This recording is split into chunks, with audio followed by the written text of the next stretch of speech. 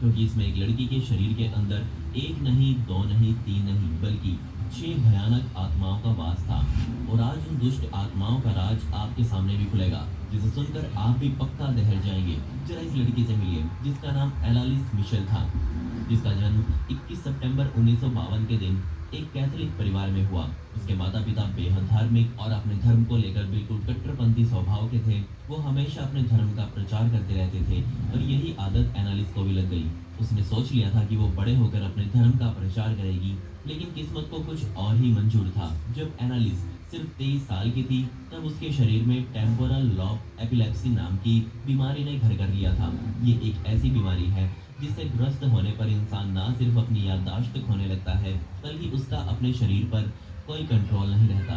इस बीमारी से परेशान होकर एनालिस के माता पिता ने बजाय किसी डॉक्टर को दिखाने के, उन्होंने पहले एनालिस को अपने गुरु के पास दिखाया। अब गुरु यहाँ क्या कर सकता था? जब वो कुछ कर ही नहीं पाया, तो एनालिस के माता पिता डॉक्टर और हॉस्पिटल के चक्कर काटने लग गए। क्या आप मानेंगे कि पूरे 5 सालों तक चले डॉक्टर के इलाज और दवाइयों का भी एनालिस के शरीर पर कोई असर नहीं हुआ। बजाय ठीक होने के, एनालिस की हालत धीरे धीरे और बिगड़ती जा रही थी।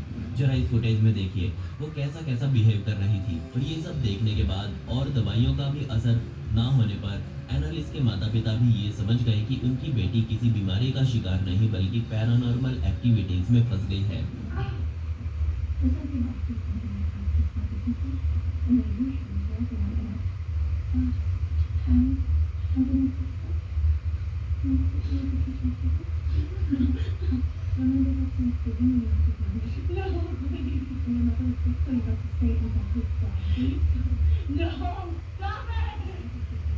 जिसके बाद एनालिस के माता पिता मजबूरन एनालिस को उठाकर एक चर्च में लेकर गए। लेकिन चर्च में लेकर जाने से पहले उसके माता पिता ने एस्ट्रो नाम के इस व्यक्ति को घर पर बुलाया और एनालिस को उसके सामने पेश किया। एस्ट्रो ने देखा कि एनालिस किसी निर्जीव वस्तु की तरह फर्श पर पड़ी है, और इसके बाद जो एनालिस ने किया वो सच में दिल दहला देने वाला था। जी हाँ, उसने फर्श पर बैठे बैठे ही पेशाब किया और फिर उसी पेशाब को हाथों से चाटने लगी। पूरा पेशाब चाटने के बाद एनालिस पास ही पड़े कोयले के टुकड़े को बहुत बेताबी से खाने लगी। ये सब देखकर एस्ट्रो ने एनालिस के चेहरे को ध्यान से देखा और ये नोटिस किया कि उसके चेहरे पर एक अजीब सी हंसी हमेशा बनी रहती है, जिससे वो समझ गया कि जरूर एनालिस के अंदर किसी शैतानी आत्मा का वास है। जिसके बाद एस्ट्रो ने एनालिस के माता पिता को ये सलाह दी। एक्सॉर्सिज्म का मतलब झाड़ फूक या फिर तंत्र मंत्र होता है, जबकि बाहरी देशों में इसे एक्सॉर्सिज्म कहा जाता है। एस्ट्रो को विश्वास था कि ये क्रिया करने से यकीनन एनालिस ठीक हो जाएगी। एनालिस के माता पिता भी इसके लिए मान गए और एस्ट्रो के साथ एक और पादरी, जिसका नाम एर्नोल्ड था, उन्होंने पहली बार एनालिस के ऊपर तंत्र मंत्र का काम किया। और इस क्रिया के बाद उस पादरी ने बताया कि एनालिस के अंदर एक या दो नहीं, बल्कि 6 अलग अलग आत्माओं का वास है।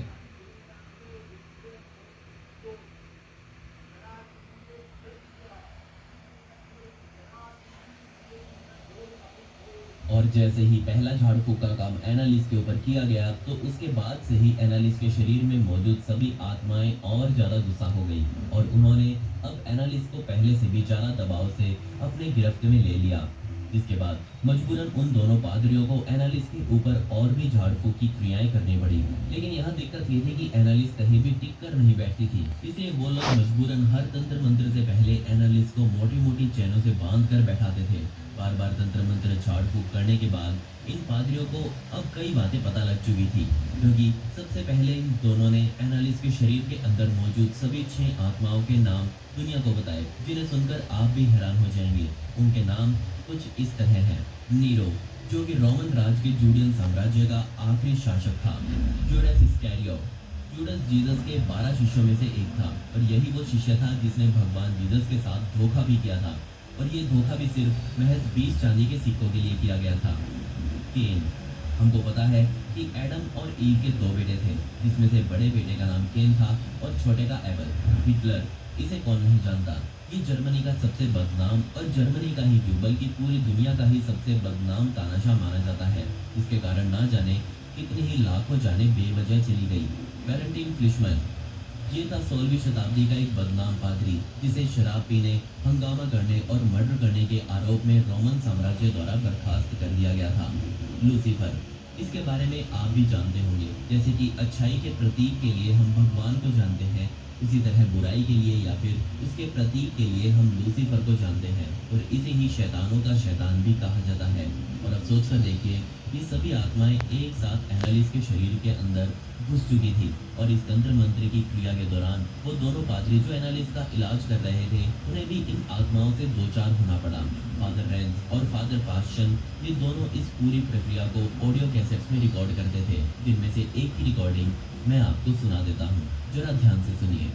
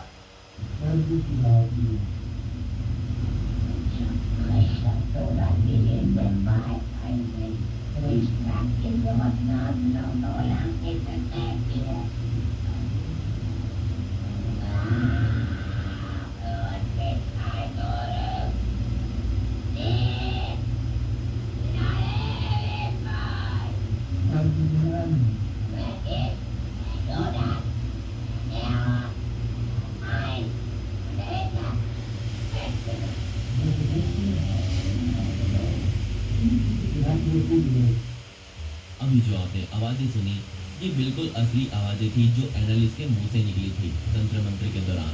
वो इन प्रक्रियाओं के दौरान इतनी उग्र हो जाती थी कि पास ही खड़े अपने भाई और माता पिता पर हमला करने में भी देर नहीं लगाती थी। वो न सिर्फ अपने आप को बल्कि सामने खड़े हर इंसान को अपने नाखूनों से नोचना शुरू कर देती। हर प्रक्रिया में वो खुद बहुत बुरी तरह घायल हो जाती थी। इस वक्त से कुछ समय के लिए एनालिस की हालत में सुधार हुआ, लेकिन ये थोड़ा बहुत सुधार ज़्यादा दिनों तक नहीं चला, क्योंकि अब फिर से एनालिस की हालत पहले से भी ज़्यादा बदतर हो चुकी थी। उसने खाना और पीना पूरी तरह से छोड़ दिया था, और वो अब खुद अपने मुंह से कहती थी कि उसके अंदर बसे शैतान उसे कुछ भी खाने पीने नहीं देते। अब शरीर के अंदर कुछ भी ना जाने की वजह से एनालिस मेल न्यूट्रिशन यानी कि कुपोषण का शिकार हो चुकी थी। उसका स्वास्थ्य पूरी तरह से बिगड़ने लगा। 30 जून 1976 के दिन एनालिस पर अंतिम बार 62वां झाड़ फूक और तंत्र मंत्र का काम किया गया, और इस झाड़ फूक के दौरान एनालिस ने कहा कि वो अब पूरी तरह से थक चुकी है और अब उसे इस शरीर से छुटकारा पाना है, और उसने सही में छुटकारा पा भी लिया, क्योंकि 1 जुलाई 1976 के दिन एनालिस सुबह सुबह अपने कमरे में मृत पाई गई। लेकिन कहानी यहीं खत्म नहीं होती, क्योंकि उसकी मौत के बाद एक और ट्विस्ट निकलकर सामने आया। जब एनालिस का पोस्टमार्टम किया गया तो ये सामने आया कि एनालिस की मौत कुपोषण का शिकार होने की वजह से हुई है। लेकिन ऐसा कैसे हो सकता था? कोई कुपोषण का शिकार व्यक्ति अपनी इच्छा से कैसे मर सकता था? इसके अलावा वहाँ मौजूद सभी डॉक्टर्स ने उन दोनों पादरियों पर एनालिस के माता पिता को गुमराह करने का आरोप भी लगाया, क्योंकि अगर वो चाहते तो समय रहते एनालिस को बचा सकते थे। आपको क्या लगता है, क्या एनालिस की मौत उन 6 आत्माओं की वजह से हुई है, या फिर कुपोषण का शिकार होने की वजह से? ये एक ऐसा सवाल है जो आज भी पूरी तरह से रहस्य है,